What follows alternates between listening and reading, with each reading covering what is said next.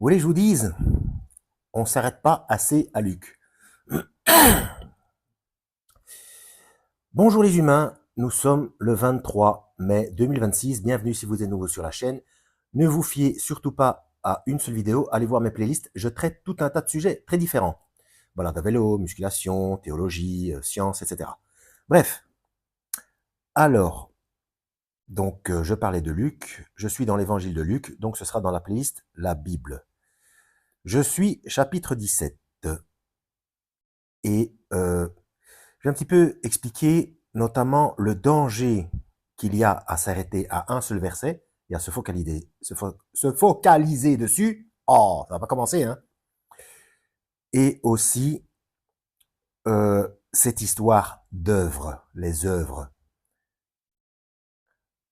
Alors, il y en a qui disent que les œuvres sauvent. Si on n'a pas les œuvres, on est foutu. Il y en a qui disent que les œuvres sont un complément. Après, ça dépend comment c'est pris, comment c'est perçu, que ce soit un complément. Oui, c'est un complément, mais ça ne sauve pas. C'est porter du fruit, mais il y a une nuance. En tout cas, on a le salut par la grâce, pas par les œuvres, ça c'est carré. Mais bon, bref, on va d'abord dans Luc chapitre 17, versets 3 et 4. C'est le Christ qui parle. Hein. Prenez garde à vous-même, si ton frère a péché, reprends-le, et s'il se repent, pardonne-lui. Jusque-là, tout va bien. Verset 4.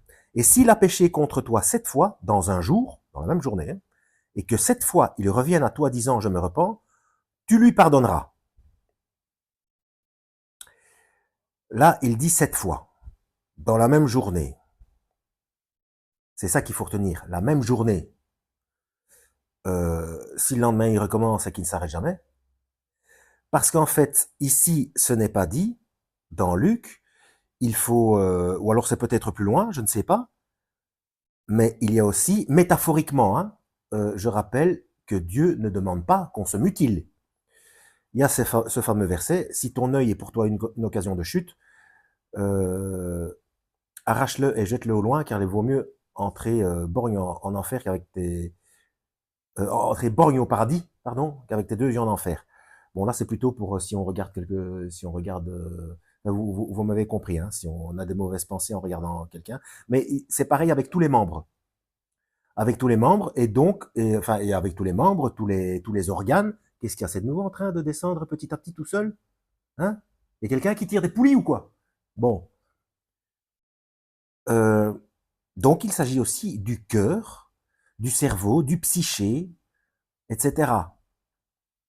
Donc, en fait, ces versets-là de mutilation, entre guillemets, c'est tout simplement couper les ponts de manière à éloigner de soi les occasions de chute. D'accord? Donc, la personne qui ne cesse de pécher contre nous, et même si elle continue à demander pardon, etc., à un moment donné, pour éviter que nous chutions, que nous nous mettions en colère, je rappelle que la colère est interdite, heureux les doux de caractère, ils hériteront de la terre, ça veut dire que l'inverse est vrai aussi, malheur aux durs de caractère, car ils n'hériteront pas de la terre. Vous voyez, si une chose est dite, ça veut dire que le contraire vaut, tout simplement. Enfin, vous m'avez compris, hein. Ça veut dire que l'explication inverse vaut également. Donc, je ne sais pas moi, il est interdit de tuer parce qu'il est autorisé et même conseillé de sauver des vies. Vous voyez le, voilà. Donc, le problème, si on s'arrête à ce verset-là, s'il a péché contre toi 7 fois dans un jour et que 7 fois il revienne à toi disant je me repens, tu lui pardonneras. Et alors aussi, tu lui pardonneras, il faut pardonner dans son cœur, mais c'est pas pour ça qu'il faut se mettre en danger de risquer de chuter. Donc on pardonne, mais on coupe les ponts. Voilà. On l'éloigne ou nous on s'éloigne ou ça dépend. C'est une question de contexte. Hein. Voilà, parce que là, il n'est pas dit de continuer à rester en situation de danger. D'accord? Bon. Ensuite, ça fait déjà 5 minutes. Euh, Qu'avais-je vu? Qu'avais-je vu? Oui. Verset 7, toujours chapitre 17. Hein. Là, on va parler des œuvres. Qui de vous, ayant un serviteur qui laboure ou paie les troupeaux, lui dira, P-A-I-T, hein, du verbe paître. Il y a un accent circonflexe là sur le i, on dirait. Ouais. Oh, les yeux. Il faut que j'achète des nouveaux. Ou paie les troupeaux, lui dira, quand il revient des champs, approche vite et mets-toi à table. Vous avez compris la situation? Donc, si on a un serviteur qui travaille pour nous, une fois qu'il a fini le boulot, on va pas lui dire, viens manger avec nous. C'est, en fait, pour lui, le maître, c'est Dieu, et le serviteur, ce sont les disciples. D'accord? Verset 8, ne lui dira-t-il pas au contraire, prépare-moi à souper, ceins-toi, donc mets-toi bien, habille-toi correctement, et me sers, donc, et sers-moi. Oui, bon, ici je suis dans la version Gédéon, c'est un petit peu du vieux français. Hein. Jusqu'à ce que j'ai mangé et bu, et après cela, toi, tu mangeras et boiras. Donc, une fois qu'il a fini tout son boulot, le serviteur, là, il s'agit d'un serviteur qui travaille pour un patron. Une fois qu'il a fini son boulot, il lui dit, voilà, maintenant, tu me prépares à manger, tu t'habilles correctement, tu me sers, et une fois que je suis servi, à ce moment-là, toi, tu mangeras et tu boiras. Le maître doit-il de la reconnaissance à ce serviteur parce qu'il a fait ce qui lui était ordonné? Ah ben voilà, en fait, ça continue l'explication.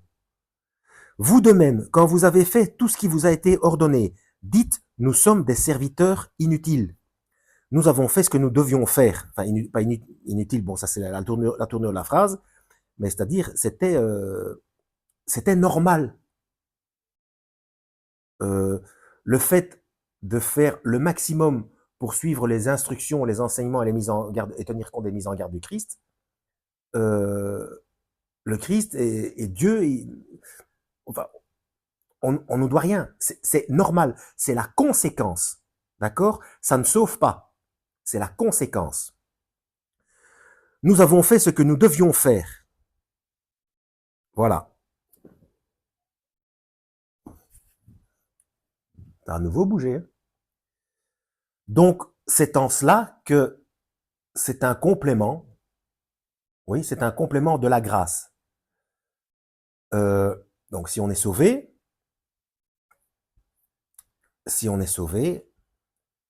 eh bien, on porte du fruit. Donc, ce qu'on fait comme œuvre, c'est la conséquence. La conséquence, c'est ce complément d'œuvre, mais ça ne sauve pas. D'accord? Et porter du fruit, en fait, porter du fruit, c'est pas spécifiquement les œuvres. En fait, porter du fruit, c'est le comportement qu'on a, surtout de manière interne. C'est lutter, c'est appliquer ce que le Seigneur dit quand il dit celui qui veut me suivre, qu'il renonce à lui-même et qu'il porte sa croix. Donc c'est une lutte de tous les jours. Donc c'est lutter contre sa chair, contre sa dureté de cœur et ses mauvaises pensées. Et une fois qu'on a ça, ben ça déjà c'est porter du fruit. Et ensuite ça se reflète à l'extérieur, ça devient du fruit externe, selon les situations où on se trouve. Voilà, faut pas forcément chercher, ça vient tout seul. C'est le comportement, la pensée qu'on a, etc. Le système de réflexion euh, auquel on a accès. Est-ce que c'est français ce que je viens de dire? Enfin, j'espère que vous voyez ce que je veux dire. Donc, c'est le comportement interne et externe. C'est le complément. Euh, euh, Dieu ne nous doit rien pour ça. C'est la suite logique. C'est le résultat d'être sauvé. Être sauvé, c'est gratuit. C'est gratuit. Le Christ s'est sacrifié de manière totalement gratuite, uniquement par amour. Et il nous doit rien. Il nous doit rien. Donc, comme j'ai expliqué ici dans Luc 17, verset 7, donc vous le lirez vous-même, hein, Luc 17, verset 7, 8 et 9, eh bien, ça explique cette situation. Je vais quand même jeter un œil dans la seconde 21 pour voir si c'est mieux tourné. Oui, grosso modo, c'est pareil. Hein. Grosso modo, c'est pareil. Donc, verset 10. Vous de même, quand vous avez fait tout ce qui vous a été ordonné, dites, nous sommes des serviteurs inutiles, nous avons fait ce que nous devions faire. Inutile dans le sens que le Seigneur n'a pas besoin de nous. Voilà. Et donc, ce qu'on fait, c'est normal. Ça ne nous sauve pas. C'est la conséquence. C'est la conséquence d'avoir été sauvés. Voilà. Nous avons fait ce que nous devions faire. J'espère que ça a été clair. Ouais, donc playlist la Bible en description. Donc je rappelle, quand il y a un lien bleu, c'est toujours la même vidéo que je mets. Hein.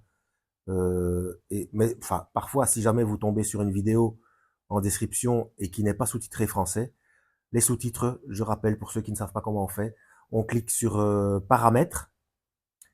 Oui, je le dis parce que moi j'ai mis des plombes, j'ai mis des mois et des mois à savoir comment on fait, et même quand on m'expliquait comment faire, j'y arrivais pas. Donc voilà.